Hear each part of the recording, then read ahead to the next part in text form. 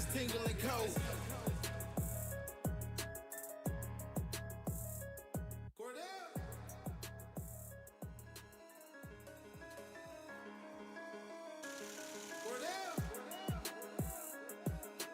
All right, welcome in here as we are live from Pizza Byron's here. It's Tingle Co.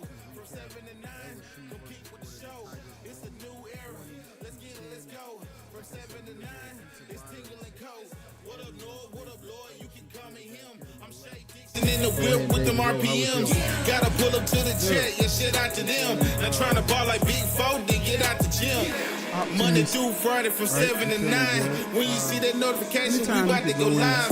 Hit this track and do you dance like you Karen Lacey. Run it back and turn Matthew to the house, baby.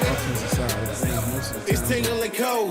From 7 to 9. Compete with the show. It's a new era. Let's get it, let's go. From 7 to 9. It's Tingle Co. I'll take it. We got a lot of room for improvement, but I'll take it. Yeah, and obviously it's last night's show, live from Golf Suites, were a little more, emotional is not the right word, a little more fired up. We're coming straight from the game than we are today. Being able to sit here on a Sunday evening here at Pizza Byron's as LSU. It's Tingle Co. From 7 to 9. As much Compete as with the there are show. some question It's marks a coming new to the era. game, Let's get it, let's go. From 7 to 9. It's Tingle Co.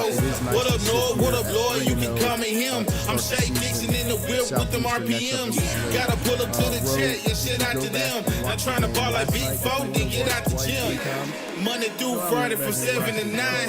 When you see that notification, we about to go live. Hit this track and do you dance like you Karen Lacey. What I didn't see before, but always just go back and watch it and see it, get another perspective, whether it's 2, 3, 4 times, get another perspective, and just to break it down a little bit more on, sometimes you see things for the second time when you watch it again, and I'll be honest with you, it even more stamped, especially what I thought about the offensive line play last night going into that game. I thought that they played and held their own really well. I really do. Now, you would have liked to see, some more holes being able to open up in the run game, like what you and I talked about off camera. But for the most part, man, they protected well. You didn't see a bunch of guys just running through freely. But it also cemented in my mind that right now, as of the last 2 weeks, taking out the first week because we didn't know what anybody had, right? So the first week is just, hey, what are we going to look like? Is this going to be this? And then the following week, see how we follow it up. But we just, right now, where we stand as a football team is we have to rely on our defense. Right now, we have to rely on our defense to cause chaos, to play as smart as they've been playing, as well coached. It looked like, listen, bro, it looked like also like one side is being coached differently than the other side. Because one side look like they're just so well coached and definitely has the instincts and the wherewithal as their defensive coordinator. Right. And Blake, they've taken on his identity, his persona, his everything. And then when you look on the other side of the ball, the offensive side of the ball, it's just not the same. Yeah. So, and they're going to come along, and it always takes a little bit longer, but it's like, where is it going, right? Where are we going? What are we shooting for with it? And that's the part for me that leaves so much more to be desired. Yeah, and I think it does come back to identity, which is something we've talked about a good bit. The defense has an identity. They know who they are. They know what they're supposed to do. They're confident in it. They're comfortable, and that's why they fly around the way they do, where you have 5 interceptions last night. To focus on some of the bright spots from last night, let's talk about that defense a little bit. The fact that they were able to get DJ Lagway, obviously, who was a Heisman hopeful at the start of the season. He's not a Heisman hopeful no more. To throw 5 interceptions last night. Be hopeful if he ever mentioned it, the Heisman again after that. Amen. And from those 5 interceptions, what did you see? Because I felt like 2 of them were, the DJ Pickett interception at the end. He was obviously just trying to throw it out of bounds from what it appeared and didn't have the arm. The TaMarcus Cooley one, he was obviously forcing it. But I think the other 3, the 2 Spears picks and the A.J. Halsey interception, he was confused. Blake Baker and that defense had him seeing ghosts, kind of questioning what he was seeing, and he threw 3 up for grabs, and LSU capitalized on all 3 of those. Well, I think that both guys were in the blender at some point last night, right? And Lagway, I think more so than Nussmeier was. And, he was trying to figure it out all evening where they were coming from. He was trying to figure it out all evening if it was overload blitz on one side, if it was coming off of the slot, if it was a into the boundary corner blitz coming over with the safety protecting over the top. So his head was spinning, bro. And, what you saw from him also was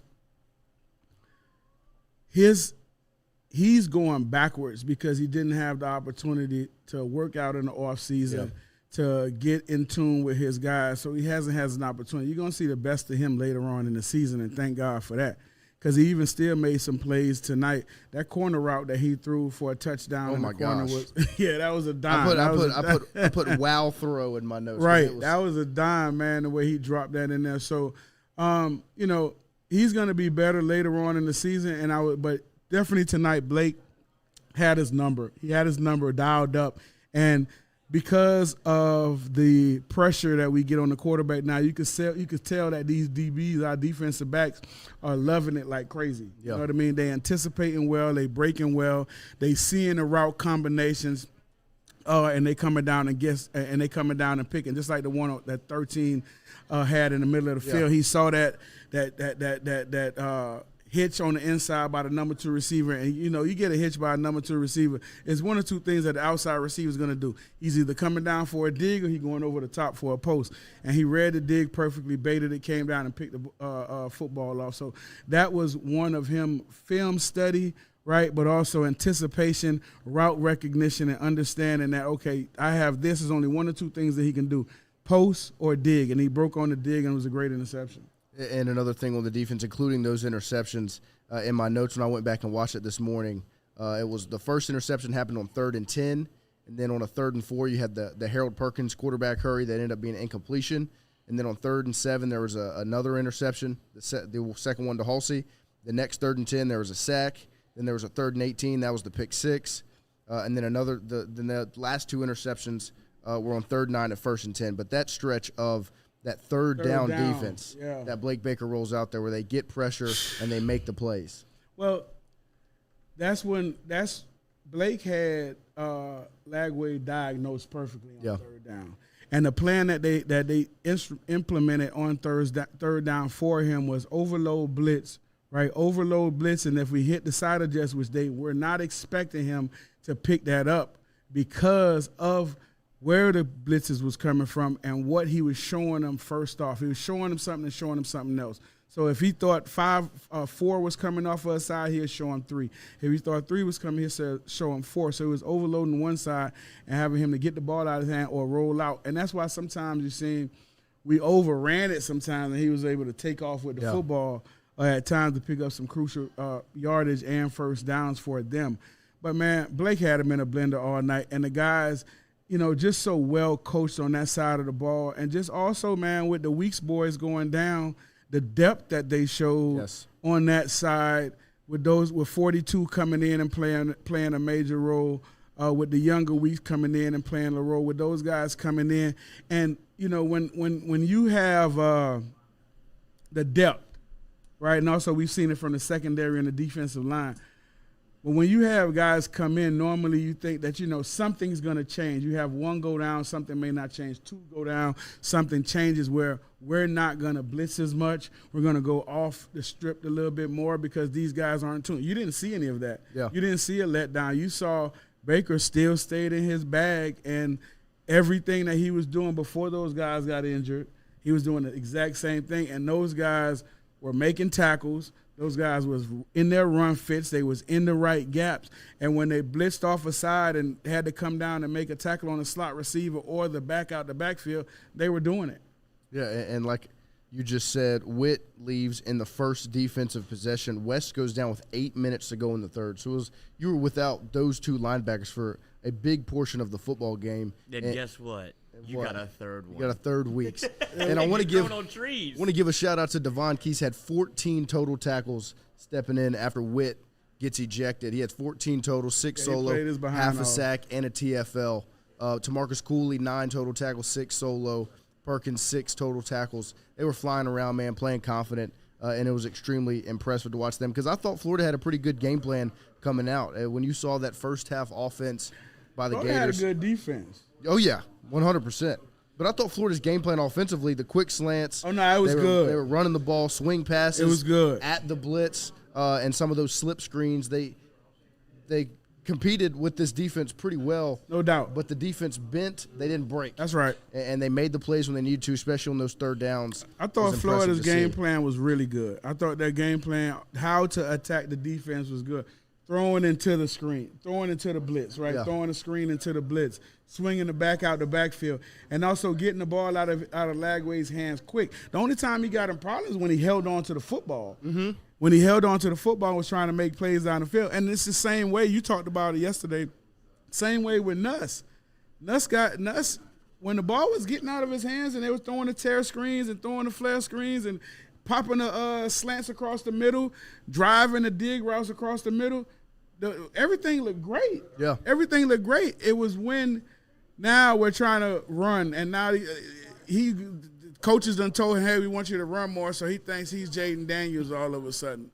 And no. And I don't even know why you would even tell him that. That isn't what he does well. What he does well is being Isaiah Thomas and LeBron James and getting the ball out of his hand and distributing to those guys and let them go run, right? That is what I want to see out of him going forward, just like how he played it against Clemson. Yeah. You know, the disappointing part for me is just why is there such a big drop-off from Clemson to now, and we're only 3 weeks into the season. Yeah.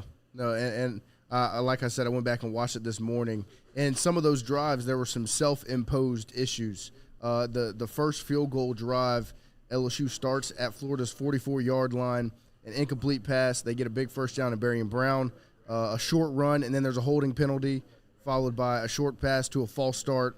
Then Nuss runs, you kick a field goal. So in that drive, you finally get some momentum going. You great starting field position at the Florida 44, and you have a holding penalty and a false start on that same drive to back you up and force you to take 3.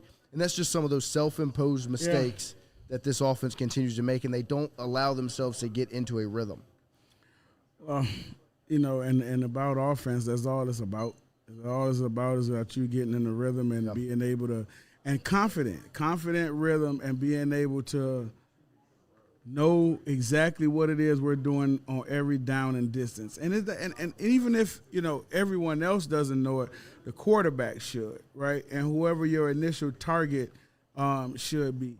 And that's part of the thing that's going on now with us offensively. And granted, bro, listen, I'm happy to death that we're winning these football games and our offense hasn't exploded yet, right? Or not even explode, just get to where it's suffice and it's sufficient and it's complementary. Yeah. You know what I mean? Right now, we're not even complementing our defense or our special teams. And now we're talking about going into Southeastern, and I hope that it's a game where we can get on track a little bit. But then you go into the gauntlet of the season, the meat of the season, and that is not where you want to be inept offensively and not be able to score in the red zone. And also I mean, bro, too many 3-and-outs and just third down deficiencies, you know. And I thought the next drive after that field goal drive, there was back-to-back scoring drives for LSU. They kicked the field goal, and then the next time down they go score that touchdown, a 10-play, 76-yard, 4-minute drive, and it started with a quick slant for 15 yards and a short run, and then the Jawan Johnson miscommunication. They threw a great seam, like kind of a seam route to Aaron Anderson where he found the hole. They go end around to Aaron Anderson again. Then a quick Nick Anderson screen pass that I thought looked good. About 7 yards. Right, and they were able to get that. Got a first down. Then Nuss runs, and there's a holding penalty that calls that back. And then right after that, great protection, step up, deliver the touchdown. That, to me, was a drive that looked like LSU offense. That's right. They were in a rhythm. You saw a nice slant where he just gets the ball to one of the playmakers that makes a play. It was a 3-yard pass but it goes for 15 because you got it to him in rhythm, threw a great ball to Aaron Anderson on that seam route, and I just thought that was the LSU Great offense. ball on that seam. And you never really saw that rhythm again. And looking at the time of possession from then on out, that was your longest drive of the game, obviously 4 minutes. Everything after that, 2 minutes, 23 seconds, 57 seconds, 2:14, 2:06, 1:36, 2:07, just were not able to hold on to the football. Does it not feel like it was the reverse of what happened to LSU Florida last year, where Florida kind of dominates the time of possession, the yards in the game, but it's the turnover battle and the ability of a defense to kind of switch the momentum from the football game, because LSU's offense didn't really, like you said, that was the best. If you take that drive away, how long does LSU have the football?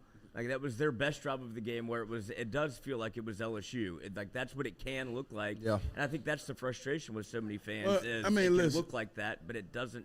It rarely does. When your defense is on the field For that for long. 21 minutes in the second half, right? And it's only 30. Yeah. On both sides. But they were out there for 21 minutes, right, in the second half. It says a lot about the innate ability of your offense at that point, and the ability to, we're not playing offense and we're not playing the quarterback position. Because the only thing about the quarterback position is moving the chains. That's why you play the position. That's you move the chains, and when the opportunity presents itself for you to bang deep, what we call explosive plays, anything over 20 yards, then those opportunities come and you make the best of them. But when we talking about the position, we talking about moving the sticks and getting first downs. And clearly, if defense is on the field for 21 minutes in the second half, you're not doing that, right? So we have to get to where we can move the ball effectively and be able to keep them off the football field. 23 first downs to 10. Yep. You talk about moving the sticks. LSU had 10 first downs. They ain't moving the sticks, baby. Yeah, The not at all. Possession time, 37 I want to minutes. put those old men to work. I want to see those chains get going. 37 minutes, 46 seconds for Florida, 22 minutes, 14 seconds for LSU. So about a almost 16-minute differential there in time of possession. And two drives that really stood out to me were in the second half. You get a big chunk play to Aaron Anderson, then an 8-yard run by Juwan Johnson. Nuss throws one away. Then they throw a little swing pass to Bauer Sharp short of the first down marker, and they kick a punt. They punt the football. Then after that, you get the big chunk play to Bauer. Fumble. Then you go with a screen for no gain, Juwan Johnson Fumbles. and then the worst interception I've ever seen in my life. And so that's back-to-back drives where you got big chunk plays, got down the field. Got nothing. For nothing. Yeah. And you wasted a timeout. Yep. You went to go for it on fourth down. Then you lined up like you're going to go for it. Then you get out of that, call a timeout, and punt. And you have to give Chadwick credit because he was. Yes. It might have been the player of the game if it wasn't for the. He is the player of the game. I mean, that's what you go and pay for. You got to pay a punter. Yeah, he is the player of the game. I mean, not just on that punt, but the ability of him to flip the field. Yes. He flipped the hell out the field yesterday for LSU and put the defense and put their offense in a very compromising position, put our defense in where we could attack and keep them down there. That's why, that's why this thing is so frustrating, because you have the three phases. Yes, you have the three phases of a football team. You have two phases since the beginning of the season playing out of their mind, right? Playing wonderful. Even in the kick game and the return game, we're doing well. And you have the ability to flip the field. You get 5 turnovers in the football game, but you're still fighting for your life at the end just to hold on at the end to win the football game. That's the part about it that makes you come out of a game where you did win your first SEC game in the standings, but that's what makes you come out of a game as a player and a coach. You saw the frustration with BK after the post game. That's what makes you come out of the game feeling like, man, we won, but it doesn't feel like it. You know what I mean? Yeah, I mean, like you said, shout out Michael Cobble. You saw the frustration kind of come out early, where it was obviously like, I don't care. First question, we talked about this before. Sure. First question, third question, fifth question. Doesn't matter. It doesn't matter. It's clearly something that's on his mind because he knows. Like, you can't sit there and tell me with a straight face you don't get that upset if it was the first question or the fifth. Right. He knows what's going on with the offense, and that's like it or not, that's his calling card. And he threw Baker under the bus at the beginning of the week, and it's like, really, that's who is running the team right now. Right. Like, that defense is carrying you 5 interceptions. You could get 20 points, and 7 of those came from the defense. Right. So there's you asked the question, and then there's a reason why you're upset. It's because he hit a pressure point. And you know that, right now where we are, it's not about whether or not we're gonna become an offense, whether or not we get to 8 wins now, whatever it is. You got to understand that this is about playoffs and national champion. Mm-hmm. That ain't bowls. So no, hell no. So when we talk about playoff and national championship, you're gonna need that offense.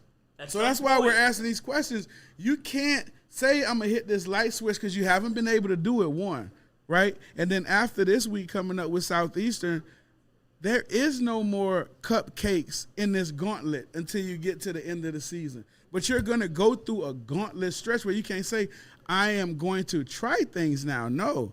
The time to get rolling and and that's why Michael asked that question. And that's why everybody, dog, you at LSU. You're not at LSU to win 8 or 9 football games. You're at LSU, just like you said, you got the best roster that you've ever had since you've been here. It's go time. And that's what we all know, is that in order for us to get to where we need to be, offense is going to have to be a lot better. And that's why they're asking the question and starting it out with offense, because we've seen what the defense and the special teams could do over week 3. We haven't seen the same consistency from the offensive side of the ball. And we want to know what the problem is.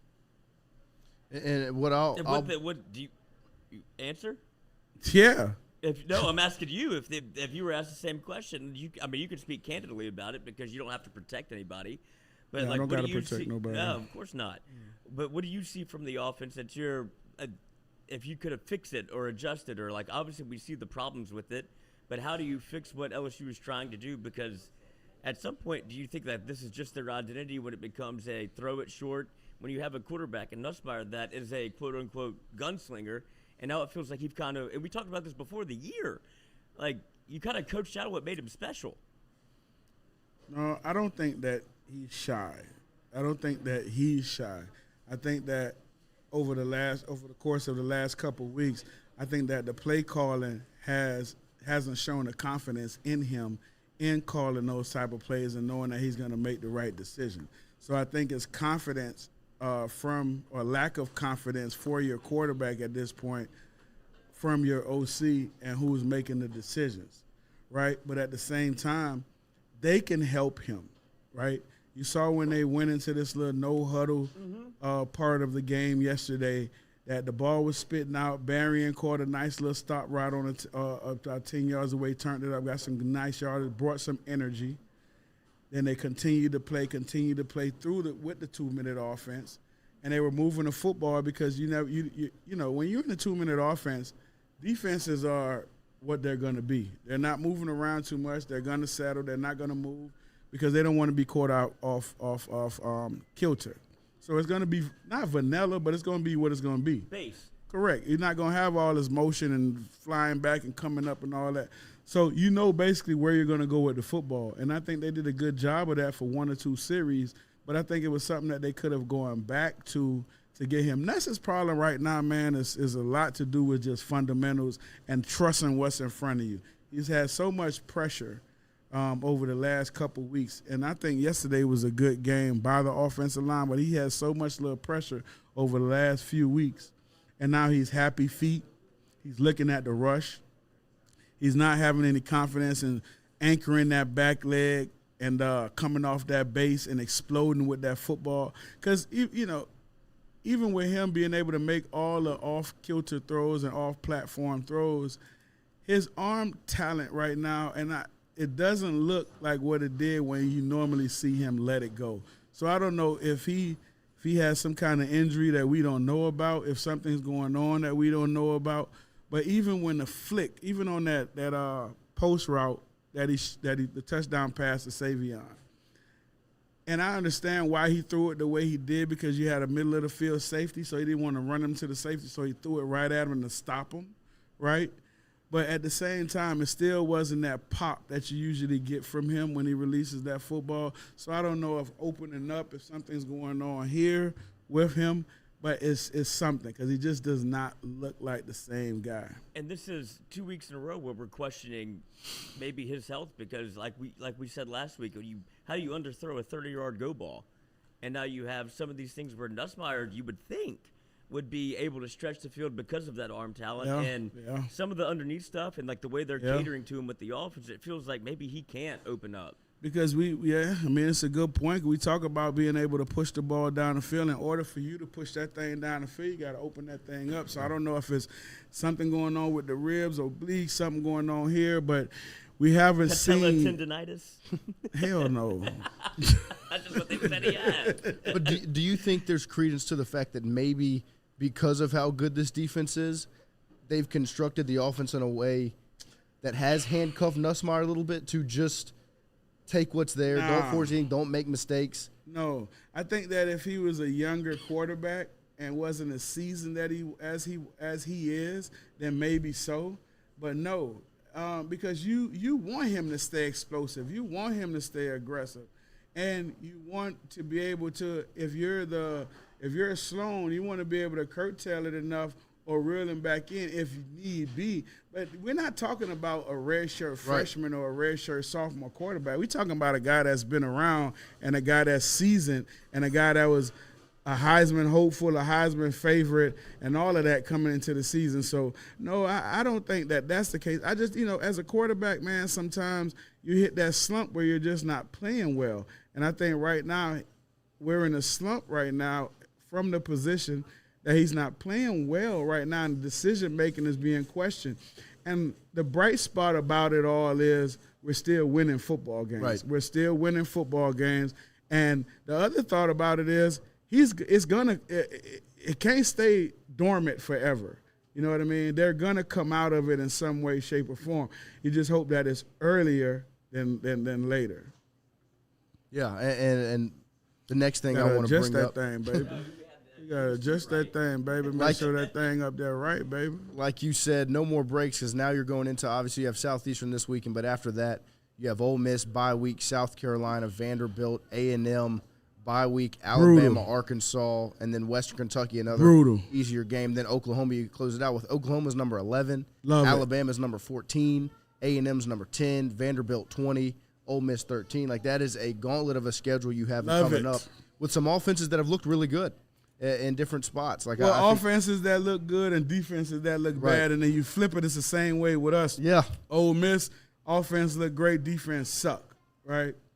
And same thing with Vanderbilt, same thing with these teams that we're going to face. And if we were offensively rolling, if we were offensive, have some kind of camaraderie going on or some kind of identity, I would feel so great going into this gauntlet that that we have to go through every year. So, even when you just think about it now, man, you come up and you play Southeastern next week. If we go out and set the world on fire offensively, what does it mean? Right. You know what I mean? Right. Like, because then the next question is going to be, can you do it against SEC competition? Yeah. And so now the stage is going to be up again, but I still would love to see some consistency, at least some identity-driven plays, scripts, to see exactly what it is we want to do with these guys out on the outside. And also, too, with the running game. I would love to see it doesn't have to be a conventional running game, but it has to be something that keep those guys honest. I think that we're best at our offense when the ball's coming out of Nussmeier's hands good, and when he's also sticking that ball in there, and we have some semblance of a running game, and it's a running threat, and now we get those guys to come up so we could do what we need to do up here. But it has to go back to good decision-making, because if everyone's going to play us with that umbrella coverage and keep everybody back and give you the deep crosses,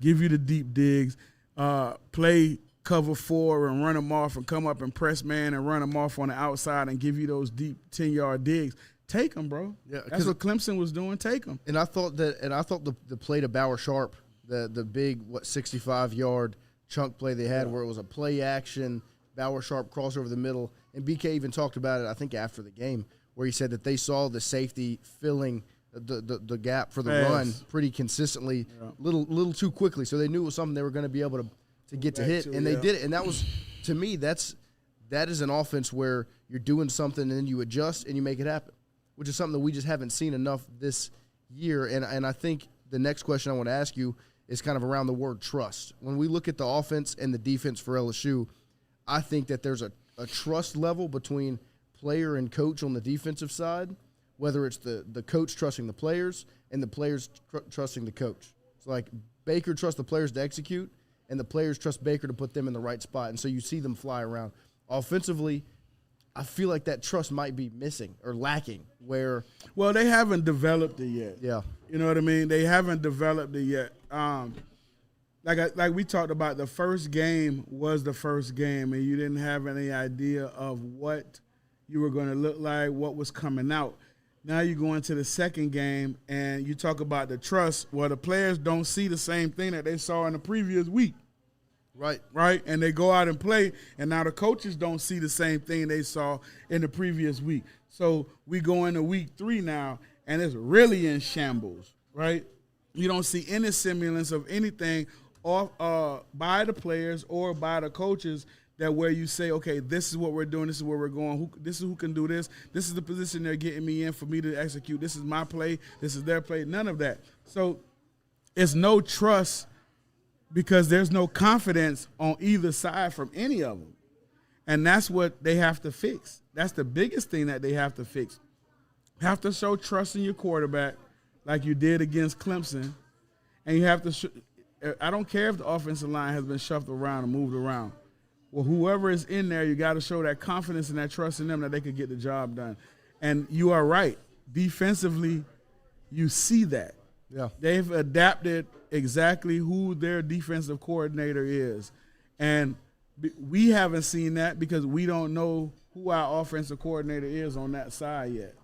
And that's what I wanted to ask you. Is before the year started, you said, Sloan, you're on notice. You're on notice. Is he still on notice? Hell yeah. Yeah. Yes, sir. Yes, sir. He's still on notice because we don't know who we are. We don't know what direction it is that he's trying to take us in, right? We have no clue. We know that, okay, like you pointed out yesterday, we know that bangs across the middle work, slants across the middle work, tear screens, get the ball out your hands work. We know that no huddle at some point work. So, but what are we going to do? Who are we when it comes to that? When it's 3rd and 8 or it's 3rd and 5, like we saw yesterday, are you going to hand the football off for a running play, or are you going to go in 4 or 5 wide, spread it out, and throw slants? So that's the thing with it, bro. It's like we know what the defense is going to do. Defense is going to pressure, overload. They're going to put you in that blender, and they're going to tackle when you throw the side adjust. And when you throw flares, throw into the blitz, they're going to rally and tackle. Yeah, you're going to break some. It's just what it is when you gamble that way. But they're still going to tackle. And when they do break it, they're not going to stop doing it. They're going to continue to still do it. Because you know what? You could break it one time, but the next time it's a throw behind the line of scrimmage, I'm batting it in the mouth, or you're trying to throw it in and Perkins reads it and bites it down. So, but I'm still who I am. That's still who I am. Just because you hit it. and dying by it. Yeah. Just because Lagway breaks the pocket and runs up the middle, that don't mean I'm not going to still blitz you. Right. I'm still going to blitz you. Yeah. And that's what you've seen from LSU, it feels like, from the offensive side. It's like if one thing doesn't work or if one thing does work, there's no consistency in what they're trying to do offensively. Well, it's almost like they're not playing either. Like everything I draw up is going to work. And if it doesn't, I got to throw it out. But yeah, there's no stick-to-itiveness. No. Yeah, because with the defense, like even when Florida came out with the game plan they had in the first half where they're throwing screens into the blitz, they're throwing those swing passes, they really did have a good plan for what LSU does defensively. But guess what Blake Baker and the LSU defense did? At halftime, they made minor adjustments, but they still did what they do consistently. They never stopped blitzing just because it wasn't, they're throwing the swing route into the blitz, so we need to stop sending pressure. No, they're going to keep doing that and applying that pressure. And we talked about it on Friday, me and Lloyd did, going into that game, where it was, if it all is on DJ Lagway's shoulders, can he win you the football game? And what you saw last night, and I was going to bring it up, do you remember what his highest pass attempts were when we talked about it on Friday. 33? 26. 26? He threw the ball in the bowl game. He threw the ball 49 times last night. That's what I'm saying. You made him play LSU. Well, that's LSU's offense. That's exactly right. But he had to. Yes. Right. He had to. And but did he? Like, if you yeah. It felt like they were behind in that ball game, but it was 20-10. Like, I know. They could have. I know. I don't think they ran it nearly But they enough. I would have. Listen, I'm glad they didn't. Me too. Yeah, I'm glad they didn't because running the football was the way to go for them last night. Yeah. Running the football, play action pass was the way to go for them last night. But you couldn't play action pass because they was bringing that heat, baby. They're bringing that heat straight down the A gap and they blowing him out that A gap and he's rolling. And I think he fell in love with like throwing into like the blitz and replace. Like Yeah. after the pressure's coming from you, throw it to that. And I mean, think it worked. It did, but it worked in the sense of the same way that it worked for LSU last year. Of you can get as far down the field as you want. This goes back to Chadwick being able to flip the field. You can go get you 55 yards, but when you get to the midfield, pressure's still coming. No, it ain't and then gonna you stop. just force those turnovers because you had to go 85 yards, 90 yards down the field. And then I think for LSU offensively, it's the same issue that you kind of made Florida have, where you're one dimensional. You know, I mean, Caden Durham had 15 carries, 93 yards. Looks really good right now. You know, 93 yards, 50 carries, that 6.2 average. 51 of the 93 came on that last run. That's right. Where they get into the power eye with Jack Pyburn. He get caught at the one. He does. Sprinter. But so before that one, It's he the was difference between track speed and football speed right there. Now that was the difference right there. before that one. He's 14 for 42 yards, which is it kind of in between where he was game 1 and game 2. Right. Game 1, 17 carries, 74 yards. Game 2 against Tech, he was 13 for 29, which wasn't very good. And then this game before that last run, 14 for 42. I want to ask you, Ro, just about that last run, specifically. Do they just go to the power eye and do it like not like consistently, but like do you ever mix it in, just make it happen? You gotta understand. No, I know, but you gotta understand that. Like you gotta understand like what time in the game that happened. Yeah, it was You solid know what I'm away. saying? Yeah, exactly. Florida, it was over with. And they quit. You know what I mean? Like yeah. Florida, it was over with. QB told him to quit. So if that was something that they did, like as many times as they do the little run with Savion or with Anderson, where they bring him in the backfield and hand it to him, the little gimmick that we always talk about. So if I saw that as many times as I saw the full house backfield with him underneath, you know what I'm saying? If I saw that enough and it was successful enough, then yeah. But I mean, listen, at this point, especially going into this week, this is what you call self-eval week. Okay, Yeah. This is self-evaluation week, and I'm gonna go in and I'm BK, and I'm gonna take the bull by the horn because this is on your watch, right? So I'm gonna go in. He's on Cobble watch. You got to be careful. He better be careful messing with Cobble. That's who better be careful. He's on Cobble watch. Yeah, he better be careful. Michael ain't backing down, and I love it. He You heard Michael. Well, what about third down? down. Then? You heard Michael. Michael's a vet. That's right. He's My a job's vet. safe. Yeah, we talking. Yeah, that's right. That's right. I'm gonna be You're here. Hey, I'll be here longer than you, buddy. Yeah. That's right. Outlast them all. Right. Outlasted Les. Michael ain't going He outlasted O. nowhere. He's going to That's outlast right. BK. That's exactly right. All of them. He gonna see them leave and pack their bags. Yeah. He gonna be right there. It might help him. Yeah, he might be right here. You need some help? Yeah. He gonna be right here. How about third down? That's right. Josh Chapman in the Not to chat. warn you. He says, I think they will turn offense on against Ole Miss. They're holding their cards right now, No. building Who said confidence. that? No. Josh Chapman in the chat. They Josh, played the game plan. It's I not hope pretty, so, but they're doing what Josh. they have to do to win. I wish I Josh- was that optimistic. Josh, Yeah. I hope so, buddy. And I'm hoping that you're right. I don't think you're right, but I'm hoping that you're right. That they are holding back. I think, I don't think in a Florida game where it's your first SEC game and, it's either playoff or championship or bust, I don't think that you're going to be holding back what it is that you're going to be doing offensively against the Florida Gators when the game is still on the line. Yeah. You know what I mean?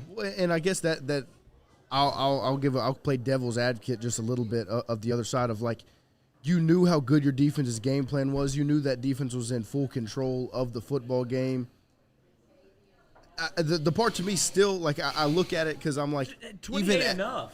No, I mean, last night it was. I mean, you won. It was enough. Well, and then Florida. You got and then 5 more opportunities. No, I'm not saying it is. yeah, a lot more. You can't say 20 is not enough against Florida when 20 was enough against Florida. You doubled their points up. 20 was enough, and 20 still could be enough based on, and that's why BK brought up the point where this is how we got to win, right? And that's why he brought it up to where, you know what, this is how maybe we got to lean on it this year going into it, where our defense is going to be what it's going to be, and our offense is going to be what it's going to be. Now, consistently, we could continue to get better offensively, Right. But right now, where we are and how we're going to win football games is our defense dominating, our special teams doing as well as they're doing, and our offense doing just enough. Yeah, and I think that was the game plan last night, was to do just enough to give your defense. I don't think that's how it started. No, but I think that's what it turned, especially the second half. I think that's what it turned into. And I think the biggest thing for me that brings that concern is the amount of 3-and-outs that were had by LSU. Like the fact that where they had 3 straight to start the game. Yeah. They had 2 more in the second half where you get the ball with 11:38 to go, and you punt it right back with 10:41 to go. So you know what? It's 57 seconds of offense. And based on the second half numbers of 21 time, the difference in time, you know, you may be on to something there with realizing that later on in the football game. This is how we're playing. This is how they're playing. Let's continue to put the pressure on Lagway and hope that he turns the football over. Hope we don't turn the football over. We got to lead. They're going, that type of thing. So I can see that. I get that. And at that time, if that's how BK and the staff was reading it, then I would have to say that that's pretty smart of like an in-game just flipping the script right quick and being like, hey, this is what it's going to be. This is how we're playing. And especially after, coming out and the first 3-and-out. Right. To start the game the way we did, and also coming out of halftime to start that the way we did. So I can see that, and that'll be pretty smart, but that can't be how we proceed going forward. And the worst part of those first 2 3-and-outs to me, drive number 1, you start off your first play of the game, a 6-yard run. Right. So the first play, first down, it's now at 2nd and 4. And after that, you go incomplete, or you roll out, and then incomplete, and now it's you got 6 yards on that drive. You don't first down, you get 6 yards, nothing after that. And then the second drive, you go with a motion screen to Aaron Anderson for 7 yards, then a 2-yard run. So now it's 3rd and 1, and you get into the pistol, you hand it off, and it gets blown up. And you're punting it, after gaining 9 yards. You had the ball for 1:53. All that tells me is you can't run the football. Yeah, no, I mean, I'm not. You can't. No, I mean, 14 of 42 before that 50-yard run that was broken off at the end of the game. They do not have a run game. And what would you say was the reason, and I think we both kind of noticed this going throughout the game, was Caden Durham just disappeared, didn't play. For it was like halfway through the first quarter into the second, was just gone. They thought it was obviously we had this conversation after Harlan Berry had the big time run. You saw the electricity that he could bring to a game, but then he was playing 3 and 4, 5 downs in a row, and then Juwan Johnson came in. It's like your feature back is still Caden Durham, right? And you just forgot about it. Well, I think that it's a mix of things where that they don't have an ID, they don't have an identity. No, yeah, 100%. But I also think that with Juwan, I think they trust him in pass pro. But that's a tell. Yeah, the pass pro part about it was for him with Josh Williams too. That's exactly right. Right. It is a big deal. That the pass protection, especially when you get down and now you're trying to come back, that definitely was a part of it. You could see that Caden's a little confused in the pass protection game right now. And Juwan, being a former quarterback, he understands where all the protection problems are. And then he's also, it's not a huge drop off in the receiving game when he's in there. From when he has to go from pass protected and now swinging out or going out the backfield and getting in a route. So, for me, man, it's just simply being able to effectively run the football and not getting away from it. But, I mean, listen, Durham had 15 carries. Yeah. That's still not, that's a good amount of carries. That's still running back one carry. That's a good amount of carries for him. And then you go into, all the gimmicky stuff that you do with bringing the backs in the backfield and so on and so forth. But what you see from Florida, though, is, their defense is good. Their defense is good, and they also was locked in on all them gimmicks yesterday. Mm-hmm. They was locked in on, the Savion coming to the backfield and flaring out the backfield and catching that. So they was in tune to all of that was going on. So now how do we counter that? You know what I mean? What else do we have? And you saw they tried to drag Anderson underneath, flare and drag him underneath and wait, and drop it over the middle. And it worked one or two times, but then they came to that. So, it's still the innate ability, man, to be able to push the ball down the field.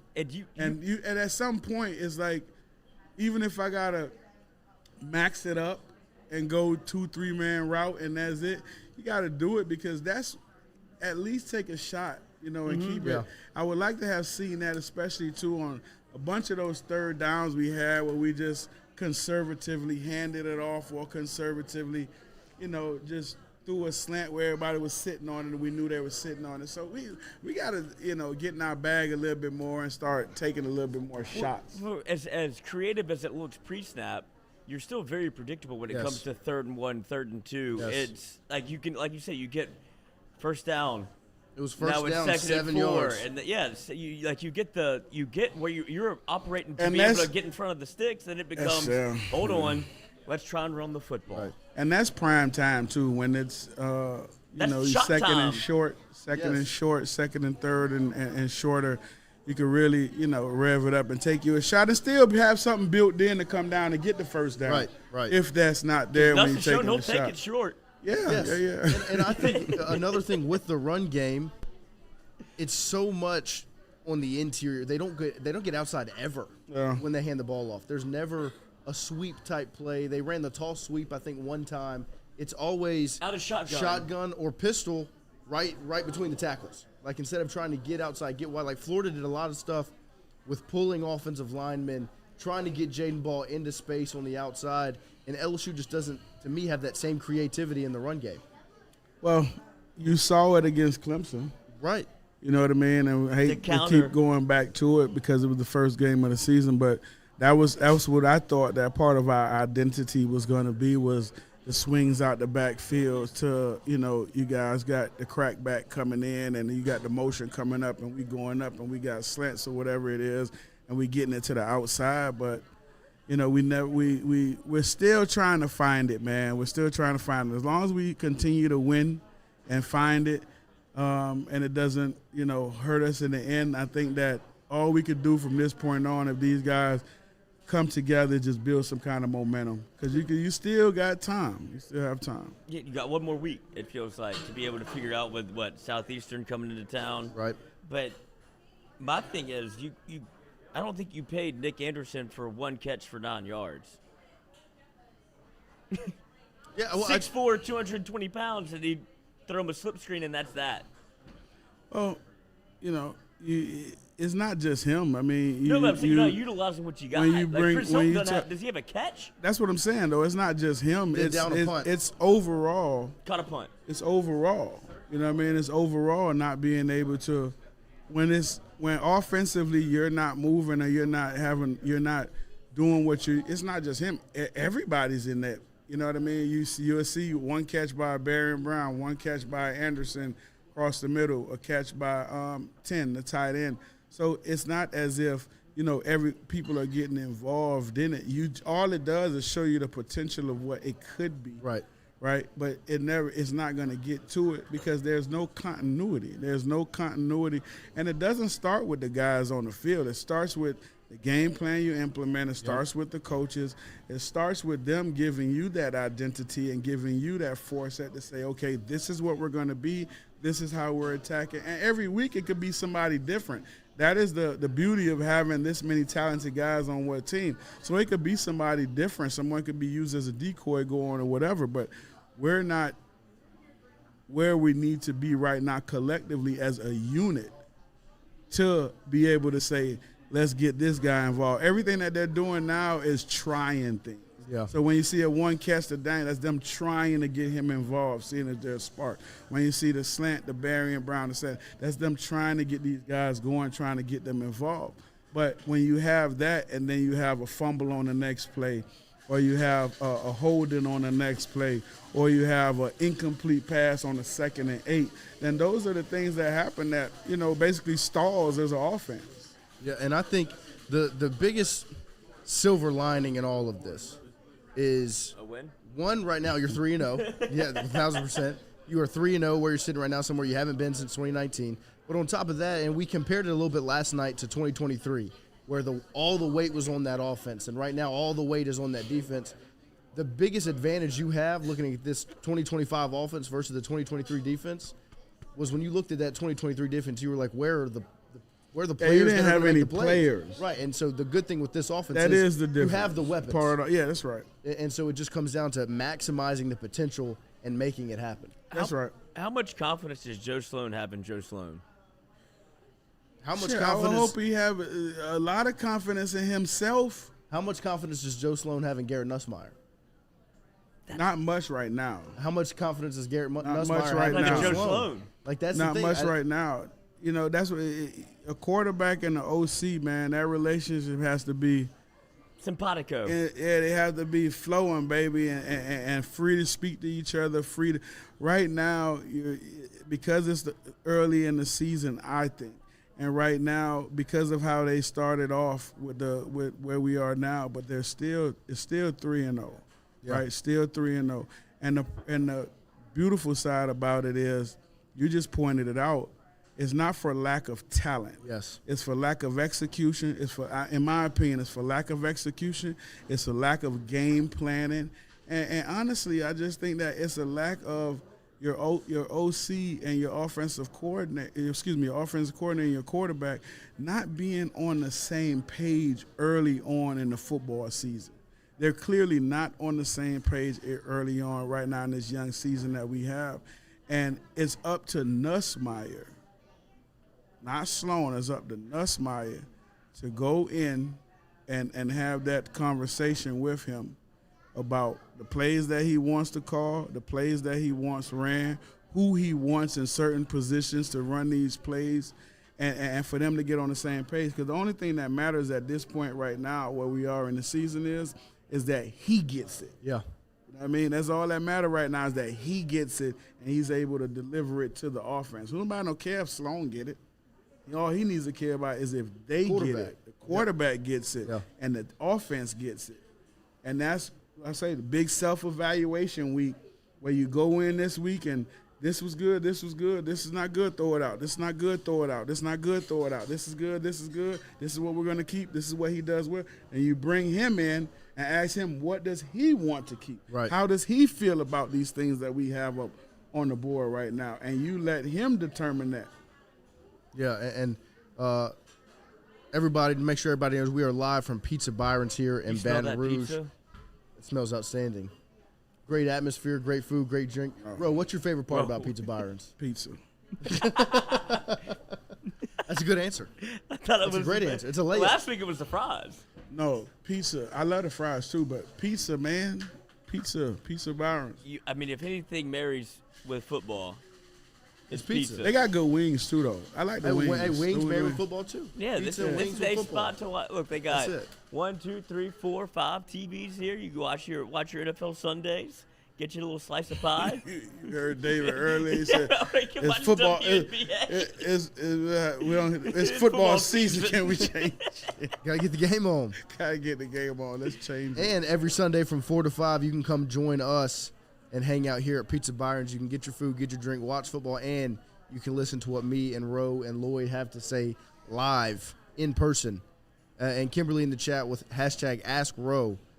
Kimberly asks, other than self-motivation, what things did coaches do Tingle asked me. other than self-motivation, what things did coaches do to motivate you, like what seems to be happening with Blaker in the defense, but looks like it's missing on offense? What would coaches do to motivate you and get you going?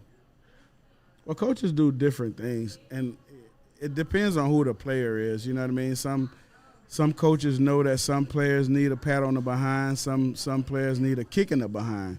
So, it was whatever it was that a coach put up there, whether it was, an article from the team that we're going to play, trash talking, or if it was some bad play that you may have had the year before against that similar team that motivated you to go better. But for me personally, man, every time I stepped on the field, I didn't need no motivation. I didn't need no motivation to go out and play football.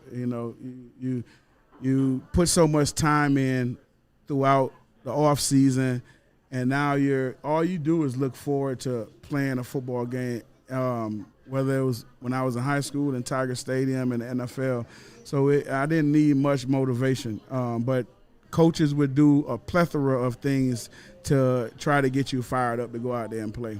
And a couple more. This sums up the LSU offense so far. Seth in the chat, the offense just seems predictable. You know exactly what they're going to do. Johnny L. Goodson in the chat, seems like at times they're trying to be too cute with the play calling. So that's where it is. Like people, either too predictable or you're too cute. And to me, that means no identity.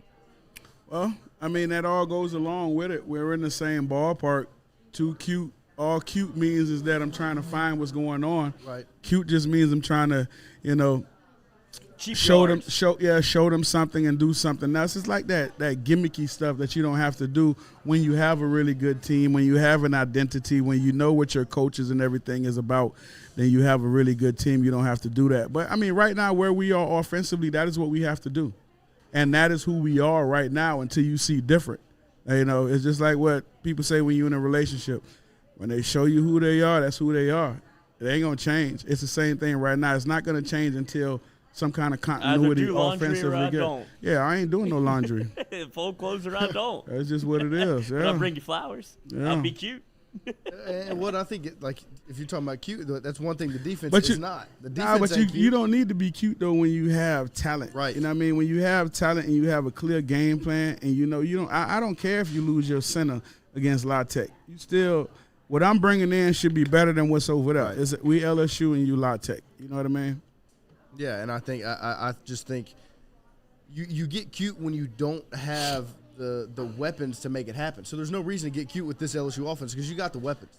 Just like the defense. The defense, there's nothing cute about this defense. Defense is scary. Not cute because they are using the weapons and maximizing so much talent. Like I wanted to bring up the safety play from 2024 to 2025. The stark difference day Spears and was night. on the team last year. Yeah, true freshman. But that is, I mean, bro, It's you just- can speak to it. Like, how important is it to have a back end of a defense like Yes. that? Well, I mean, listen, when you're a defensive back and you know what that front seven is going to do and you know that Blake is going to bring pressure and they're going to get home and you only have X amount of seconds to be able to read the coverage, let the ball go. Then the defense, I mean, the secondary knows, and then, the way they matching those route combinations, like Deshaun matched those route combinations so quick on both of his picks. Oh, yeah. And came off, especially the one with the high corner where they tried to run the corner route and he's attached, snaps his head around, and the ball is right there. So, they're reading route combinations really well. Hats off to Corey Raymond and the defensive staff, but they're reading route combinations really well, and they're baiting opposing quarterbacks really well with showing them something from the snap, and then when the ball is snapped, showing them something different. And those safeties and those cornerbacks understand that with the style of defense that we're playing, the ball's coming out. Yeah. You can't hold it, baby. It's coming out. And they know I can sit on this crap. I can sit on this dig route. You understand? Because even if it comes out a half a second earlier, or later, I have time to make up for it. You're not gonna throw. Listen, when you go from having 3 seconds or 2.8 seconds to now you're down to 1.8, 1.9, and you're getting antsy. Oh, it's a defensive back's dream. Mm-hmm. You could see that's what the defense was certainly last night, where it's anticipation. You talk about like they baited him into it. Like I can trust exactly what I think's gonna happen. That's right. Anticipation, and That's LSU right. was very close to getting a ton. Like what wouldn't have been interceptions, it was gonna be sacks, and LSU put that pressure Or pass on. breakups. Or PBUs. Yeah. But I just wonder how much of that would you see you talk about the talent on the defensive side and what they paid to play for, and then on the offensive side, it's just They done paid them too. They just ain't playing. Right. that's all I'm saying. The coaching difference is what's starting to stand That's out what a it little looks bit. like, yeah. Yeah, it's like not great. It's great on one side, but Yeah. the other side doesn't look too good. I know, man. I It's don't know like how it's much two fun those different team meetings staffs, are. bro. Yeah. Like it's two different staffs. Like the offensive staff and the defensive staff is like it's two different staff. But that's how it looks when you have continuity on one side and then chaos on the other side. Well, not chaos, but trying to figure it out. Still trying to muddle and feel your way throughout the season. Confusion. Thus far right Continuity and now. confusion. Yeah, man. It's just, and listen. All of that said, right, you're still 3-0. Yep. And the other side about it is also, the biggest and the quickest fix to that is simplifying it a little bit and getting your quarterback playing better. Playing where we know he can play.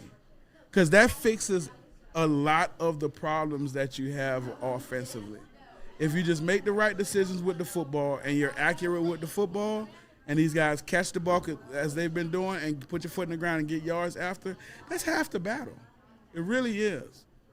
And I think one of the things that I wanted to ask you, Ro, leaving that game, obviously LSU sitting at 3-0, going with Southeastern up on the schedule next. Southeastern's obviously not an intimidating opponent.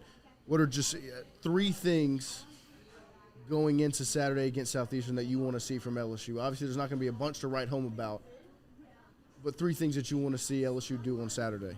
I want to see the defense continue to play the way they're playing. I want to see offensively, can you dominate an inferior opponent through communication and execution in the football game, and take out clean up all of the superficial penalties, us killing ourselves with penalties, poor decisions. And I want to see our quarterback get back to playing football the way that we know he can play, with great decisions, great operation, and accuracy. And I'm not talking about deep ball throws and all that. Right. I just want to see accuracy, great command of the offense, and getting back to where we know he can get to. Those are the three things that I would love to see. I'm going to give you a couple of stats real quick, Nick, because of what you're talking about with the quarterback play. Through 3 games in 2024, Garrett Nussmeier, 30 of 39, 308 yards against USC, 2 touchdowns, 1 interception. Game 2 against Nichols, a similar opponent as Louisiana Tech, 27 of 37, 302 yards, 6 touchdown passes. And then for Louisiana Tech, 26 of 41 for 237, 1 touchdown, 1 interception. Week 3 of 2024 against South Carolina, a similar opponent as Florida, 24-40, 285, 2 touchdowns, 1 interception. Against Florida, 15 of 27 for 220 yards, 1 touchdown, 1 interception. You can't tell me there's not a difference.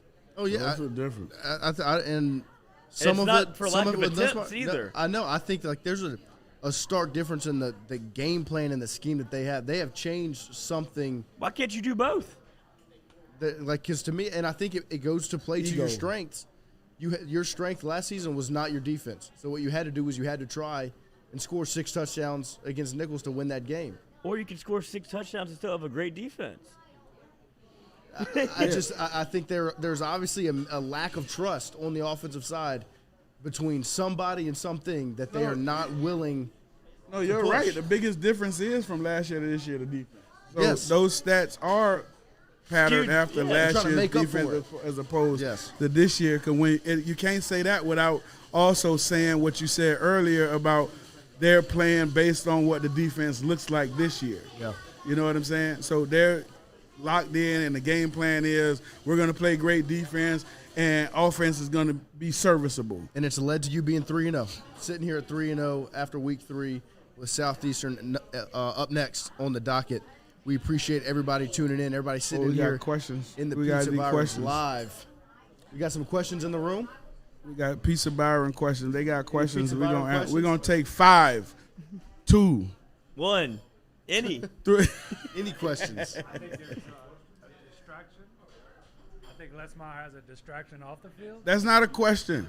That's all right. You can get that take in. Tell you what, I'm gonna feel There you go. And the team don't have no fire underneath them. No fire. Watch the Here we go. sidelines next week. It's not the whole team though, because the defense got fire underneath them.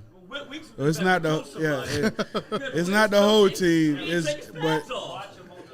But the offense, the defense has some fire. So I wouldn't agree with it's the whole team, but it's definitely not the defensive side of guys. They fired up. All right, so against Clemson, we ran all over them. We thought we were, the bee's knees. Now these past 2 games, our running game's kind of in question. My question is, why do you think we're so predictable on offense? Being first down, we run the ball. Second down, we pass the ball. And then we end up third and long almost every time. Why do you think that is?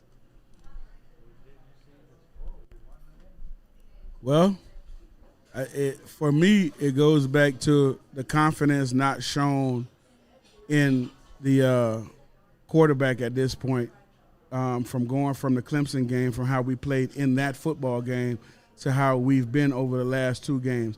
And the net running game is strictly because, one, you lost your center, right? You lost your center, and we weren't running the ball great when we did have them, but we lost our center.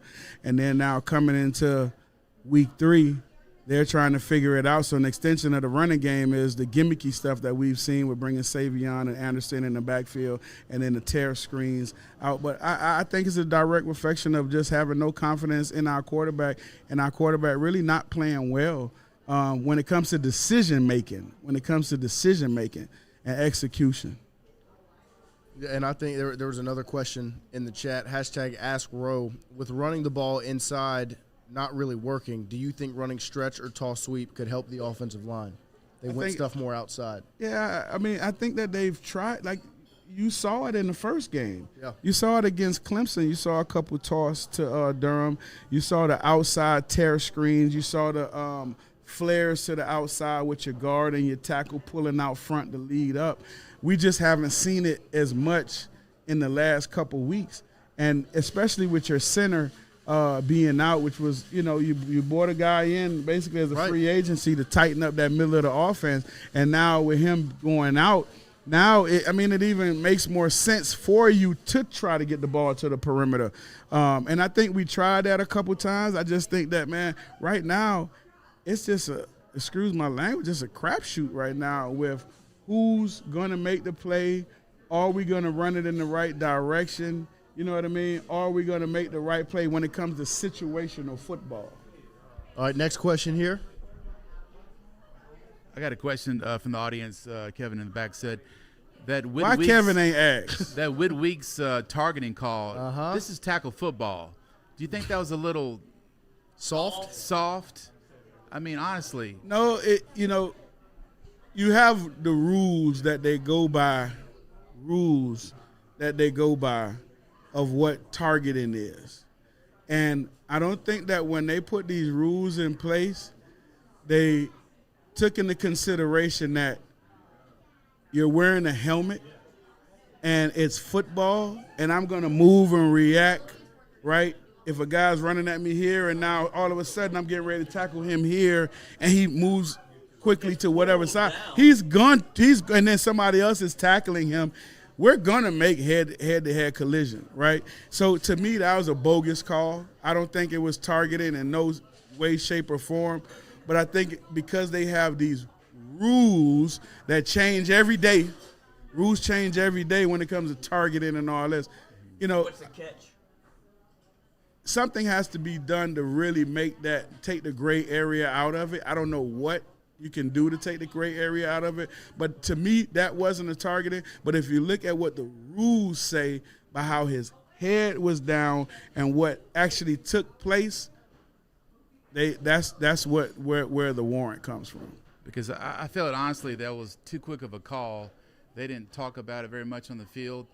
But for us to talk about the whole game situation, yeah, we could score more points. Our defense dominated the game. Yeah. Our offense is stepping up each quarter, each half. No, they're not. So just get ready. The defense was on the field for 21 minutes in the second half. Southeastern, we're gonna whip their tail, and get ready for at Ole Miss because it's coming on. Head to Let's go. Oxford. Head to Oxford, baby. And one silver lining of the bad targeting call is it showed the depth you have at linebacker, where Wes Weeks steps up. left you hanging, dog. No, I got him back. Got him back.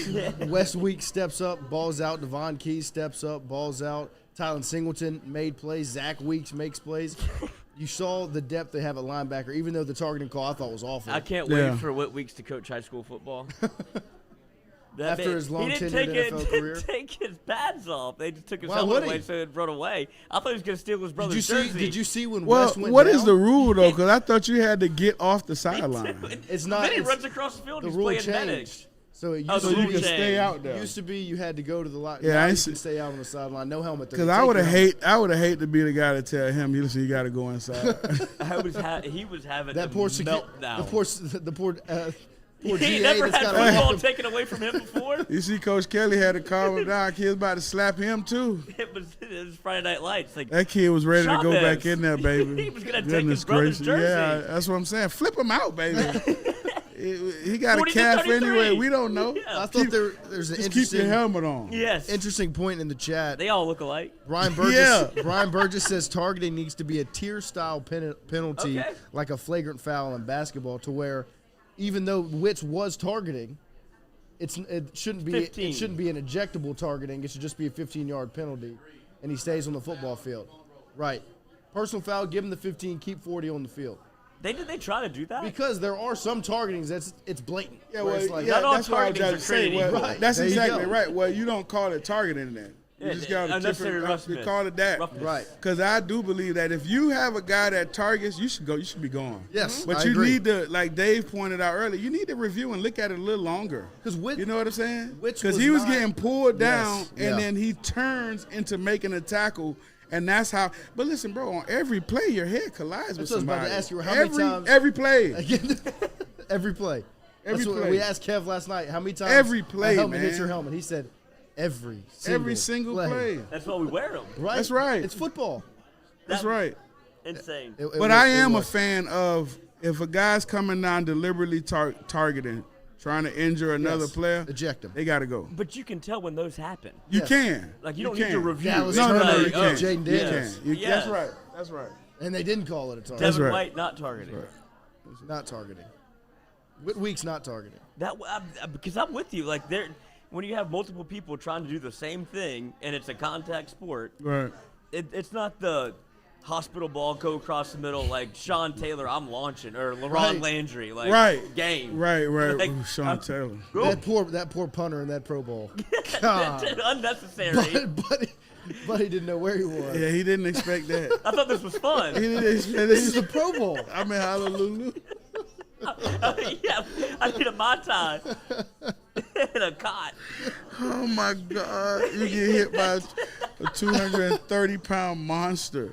I thought we were having fun. You just going about your day, la, la, la, la, la, la. Oh, my God. Oh, pick the Pro Bowl. Not today. You know who when safety on LSU's roster would be the same way? AJ Halsey flies out of a cannon. He is. Hey, listen. And that's what I wanted He to has talk really about. good instinct. Yes. He has really good So instincts, and impressive. he's a smart football player, and he really, really, And he really likes to hit. His route combination. He picks up on route combinations Instinct. really Yes. quick, man. He sees it, and he sits back and goes. And listen, he's been close on a lot of those plays this year. It wasn't. I know that's the one that he really got off on, and it shows. But he's been close on a lot of those instinctual plays all year. He's a really good football player. But not only that, there was multiple plays last night that you saw where if it was last year's defense, like that could go for 40, 50. PJ Woodland slant route. Yes. Breaking it up. Well, that's right. yeah, like if that's last year. And just the ability to one-on-one tackle Yes. is Oh, my so gosh. impressive. TaMarcus Cooley. Yes. Excellent. Excellent. That's Keep it in exactly- front of you. That's exactly right. What would you do Delaney, if- I could talk about Delaney. I could talk about the defense for Yeah, hours. of course. I know. But Well, I mean, bro, they're an extension of their defensive coordinator. Yes. They're exactly what he is mean, did and you- who he was as a player. Did you see him when Pickett got that interception? Yeah. I mean, he's sprinting Him right and behind him Weeks down the were sideline, dude. It's awesome. But speaking of Pickett, I mean, if you're a quarterback, obviously you still are if you want to be. But if you see a 6'5" corner over there, just what do you do? Bruh. Ain't no throwing it up. No, I definitely ain't throwing it up. You know, I'm going to put a little guy on him and test to see can he come out them hips. And can he come out them hips and be explosive and run with him? Like, a perfect matchup would be Anderson on him to see how he's coming out them breaks. But, I mean, bro, when you 6'5" and you got a wingspan of 7'1", You can high-five both people on the and you toe. and you trying to Be like throw you. the football away. I mean, what did BK say? He came out the third row. Came out third row, baby. I mean, Like a big stork. And and that's what's unfortunate about maybe some of the press conference, because BK had some great quotes in there where you could see his belief in the football team, but it just always gets overshadowed by how that kind of came out when it's the first question. Well, he got it. I don't blame Michael for asking that No, question. but I'm saying It's there a was some good question stuff that in all there. of Yeah. us want. And he got it. BK better stop being so emotional. Yeah, bitter. Emotional, dog. I really wasn't mad about the response. He I think he was emotional. talking to his team more than he was talking to anybody else. No, I don't think think he he was was talking talking to to Joe his Sloan. team. I don't think he was talking to his team. Not at all. No, heck no. I think he was talking to Michael and the fans. Probably, I yeah, really the do. fans. I can see I that. think he was talking to the fans. Why? Because you don't say It was very y'all are defensive. spoiled. Yeah. Y'all are spoiled. Yeah, we spoiled. We LSU, baby. Yeah, we are. We expect a lot more than what Right. you think, buddy. And I expect you to spoil me. Yeah, I need to be spoiled. I'm used to being spoiled. What are you gonna do? Yeah. Yeah, This ain't Notre Dame. I don't need no This tough ain't Cincinnati. love from you. I No. need to be spoiled, baby. That ring should be bigger. That's right. Or just a ring. Just propose, please.